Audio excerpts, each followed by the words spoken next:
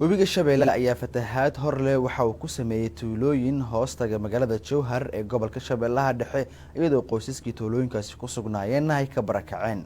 Waryaheena Ibraahim Cali Nuur ayaa warkan ka soo diray Jowhar.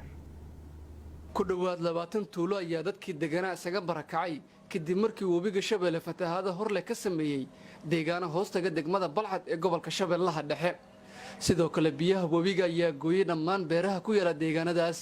fatahaada webiga ayaa si weyn waxay u saameysay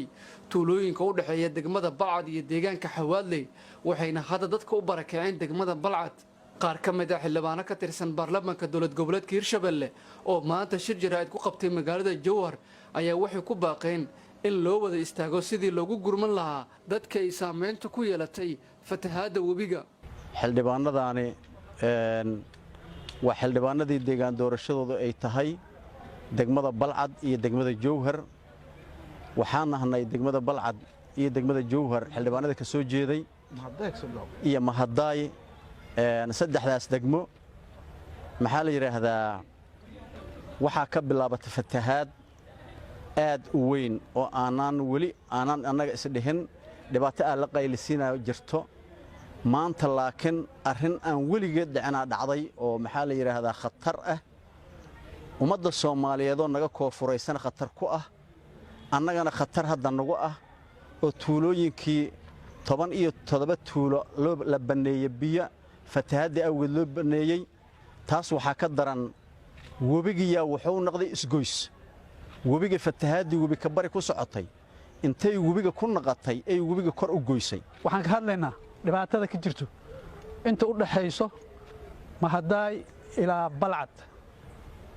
waa ognahay dhibka inuu ku jiro ilaa gobolka Shabeellada Hoose laakiin hadda anagu maadaama aan nahay xildhibaanada Hirshabeelle waxaan ka hadlaynaa dhibaatada muga weyn ee ka jirto Balcad ilaa Mahadaay oo runtii aanay helin wax gacana aan weli soo gaarin dadka ku nool tuulooyinkaas oo ilaa dhowr iyo 30 tuulo ah way barakaceen beerihii waa go'een ilaa kuma daraado bakaarihii waa qoyeen guryihii lagu hoydo kulli biyaa ku jiro dadka dhibay ku jiraan geedaha la saaran yahay ummadda Soomaaliyeed guud ahaan dowladda federaalka iyo hay'adaha caalamiga waxaan u sheegaynaa inay ka soo gaaraan. aniga waxaan ahay Mukdheere tuulada Mukdheere ka soo jeeda naftirkeyga deegaan doorashada meesha waaye marka waxaan ku zaa'idinaa waxay xildhibaanada sheegeen in bahal oo anigu qabsaday oo si xun laga fujiy saakide hay'adaha caalamiga ah iyo dowladda federaalka iyo intii deeqaha bixisaba waxba ma tarto raashin la siiyo iyo markaneeca la siiyo iyo waxaasoo dhan waxba ma taraan waxa wax taro dhibaatada meesha ay marka hore ay ka soo askuntay in laga qabto. Ibraahim Cali Nuur TV Universal caasimadda Hirshabeelle Jowhar.